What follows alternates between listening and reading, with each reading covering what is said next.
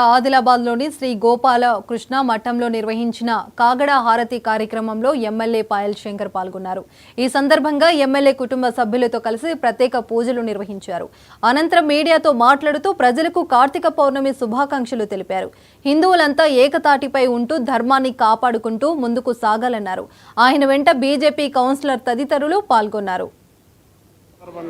నెల రోజుల పాటు చేస్తున్నటువంటి ఒక దీపోత్సవ పూజా కార్యక్రమాన్ని గోపాలకృష్ణ మఠంలో వందల సంవత్సరాల నుండి జరుగుతున్నటువంటి తీరు ఈ ఆదిలాబాద్ ప్రజలంతా కూడా నిజంగా అదృష్టవంతులం. ఇంత గొప్పగా ఈ యొక్క మఠంలో వందల సంవత్సరాల నుండి ఈ యొక్క దీపోత్సవం కార్తీక పౌర్ణమి సందర్భంగా జరగడం, హిందువులంతా కూడా ఏకతాటిపై వేలాది మందిగా గుమిగూడి ఉదయం 4 గంటల నుంచి 6:30 వరకు నెల రోజుల పాటు ఈ యొక్క కార్యక్రమం చేయడం నిజంగా ఒక గొప్ప అనుభూతి. ఈ సందర్భంగా హిందూ బంధువులందరికీ విజ్ఞప్తి చేస్తాం. ధర్మాన్ని కాపాడుతూ ముందుకు వెళ్తున్నటువంటి మనం మీకందరికీ కూడా మనస్ఫూర్తిగా మీ మరొకసారి అభినందనలు తెలియజేస్తున్నా. మన ధర్మాన్ని మనం కాపాడాల్సిన అవసరం ఉంది. ఆ ధర్మమే మనల్ని కాపాడుతుందని వందల వేల సంవత్సరాల నుండి హిందూ భక్తుల మధ్య ఉన్నటువంటి ఆ యొక్క ఆలోచనని కంటిన్యూగా మనం అందరం కూడా ముందుకు కొనసాగిస్తాము.